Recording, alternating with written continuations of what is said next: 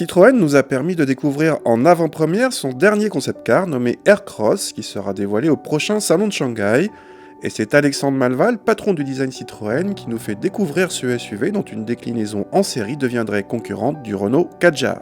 Pour vous présenter notre nouvelle création, c'est un concept qui permet de positionner Citroën dans l'ère de l'après-Cactus.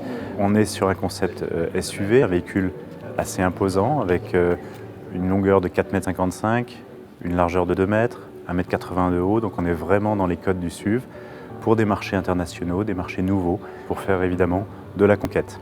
Alors on a voulu avec Aircross tout simplement donner une suite à Cactus. Cactus est un succès aujourd'hui et on a voulu montrer que cette esthétique avait un très fort potentiel aussi sur des segments supérieurs et dans d'autres types de morphologie. On a par exemple réinterprété l'ensemble des codes de Cactus, je pense à la face avant, cette signature à double étage, je pense au volume lisse et généreux, au design graphique très prononcé sur le véhicule et qui lui donne un typage, une force et qui est en fait notre nouvel ADN. De même pour l'intérieur d'Aircross, on a cherché à réinterpréter tous les codes qui font la force de ces 4 Cactus.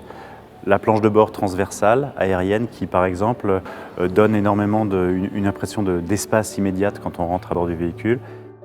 Vous avez aussi les sièges extrêmement confortables, très enveloppants, très larges, avec des confections aussi très typées, très chaleureuses, plutôt prenant leur inspiration dans le design mobilier.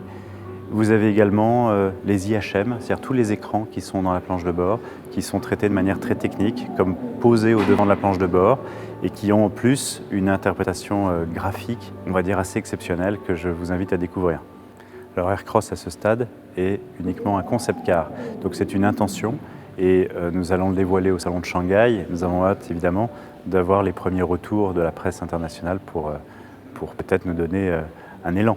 Sauf accident, devrait bien retrouver en concession un SUV directement inspiré de ce concept, mais sans doute pas avant 2017.